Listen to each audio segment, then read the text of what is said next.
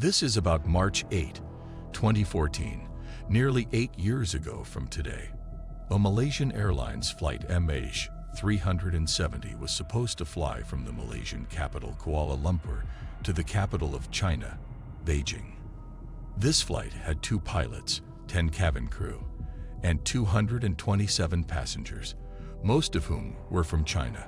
Both pilots were extremely experienced.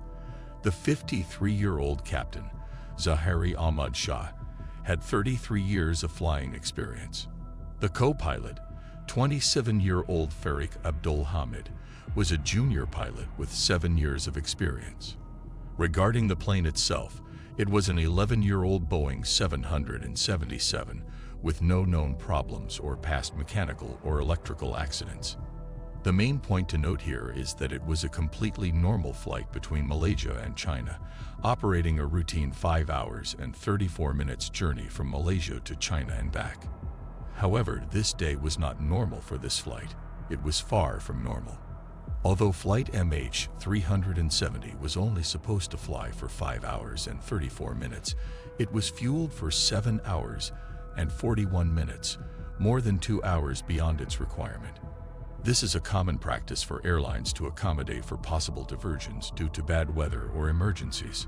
On March 8, 2014, at 12:42 a.m., flight MH370 took off from Kuala Lumpur as per routine, with Captain Zahari in direct contact with the Kuala Lumpur Air Traffic Control Tower before and after takeoff.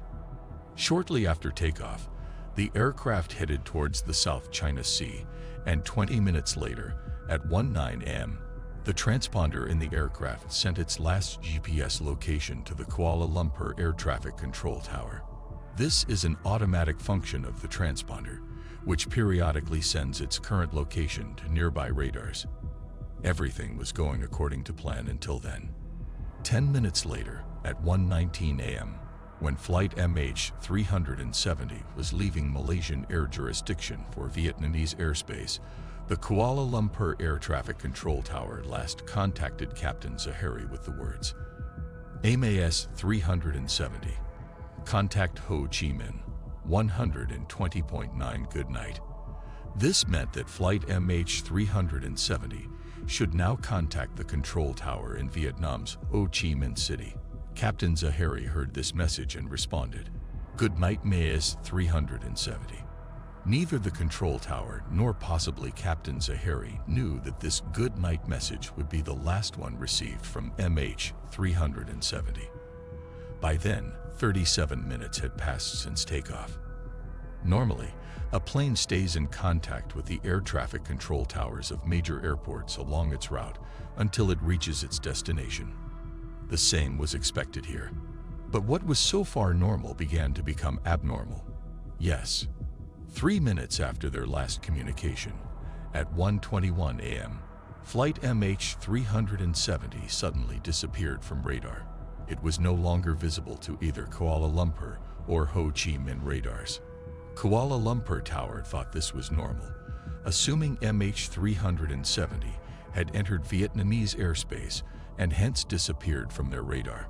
However, when the Ho Chi Minh Control Tower noticed the disappearance of flight MH370 from their radar, they sensed something was wrong. They tried to contact the captain but received no response. For the next 18 minutes, Ho Chi Minh Tower tried to establish contact with MH370, but to no avail. Then, Ho Chi Minh Control Tower informed Kuala Lumpur about the situation. Normally, the rescue center should be informed within an hour under such conditions. However, Kuala Lumpur Control Tower informed the Aeronautical Rescue Coordination Center after 4 hours, by which time it was too late.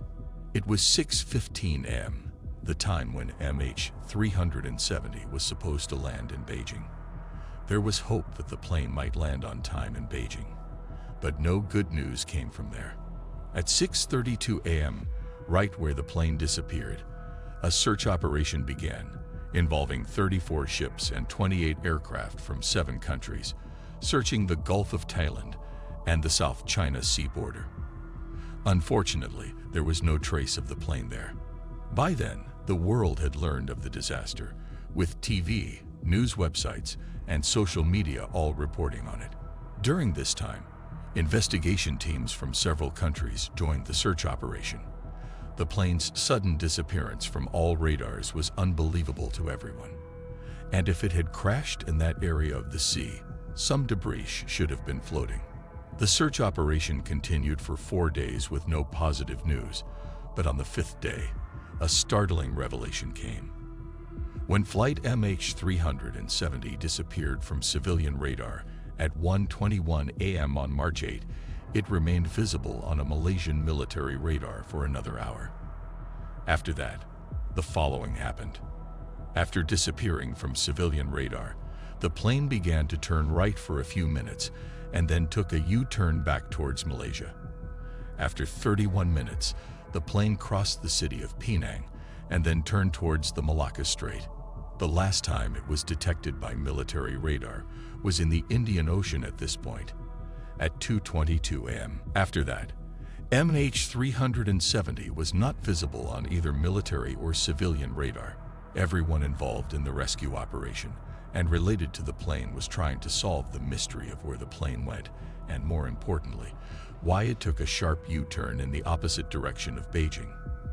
The rescue team, which was initially searching the Gulf of Thailand and the South China Sea, now started searching this part of the Indian Ocean. Surprisingly, no trace of the plane was found there either. A few days later, another piece of information came in, which changed the entire situation. It turned out that although the plane disappeared from military radar at 2:22 a.m., it remained in contact with a satellite. This is normal for Boeing airplanes.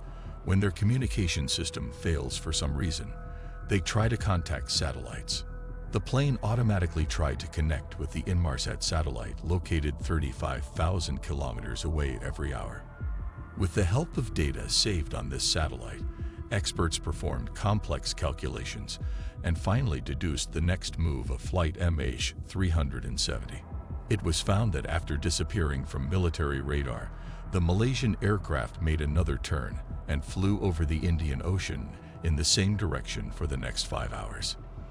At 8:19 a.m., the plane tried to connect with the satellite for the last time, which was the last signal received from MH370. After that, the plane did not contact any other satellite or appear on any radar. That means when the rescue team first started searching for the plane, it was still flying but far from their location.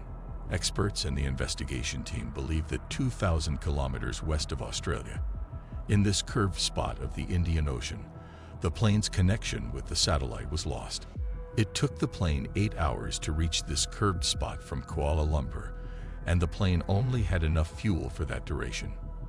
Therefore, it's highly likely that MH370 crashed in this curved spot due to running out of fuel. This highlighted curved area of the Indian Ocean is much larger than India, and a deep-sea search operation was started there. Finding MH370 was crucial because only then could it be determined what happened inside the plane before the crash, based on the plane's black box. The search operation continued for months and years, but no trace of the plane was found. After 3 years, the deep-sea operation, which cost over $160 million, was finally ended. During the search operation, no trace of the plane was found. But in 2015, a year after the plane disappeared, the plane's right flaperon was found floating near the island of Reunion. Research on this flaperon revealed another horrifying fact. Experts believe that when MH370 crashed into the water, this flaperon was not extended. Sadly, this means that when crashing into the water, the plane nosedived into the sea. In the following years, several other parts of the plane were found off the coast of Africa. But to this day, no trace of the plane or the passengers has been found. What exactly happened inside Malaysian flight MH370 before it disappeared remains a mystery to this day. Some investigators suspect a hijacking, while others believe an electrical failure caused the plane to lose contact with the outside world and that everyone inside became unconscious due to a lack of oxygen. The real reason can only be known from the recordings stored in the plane's black box, which is still lost somewhere in the Indian Ocean. 8 years after the disappearance of MH370, in February 2022, there was renewed hope of finding the plane.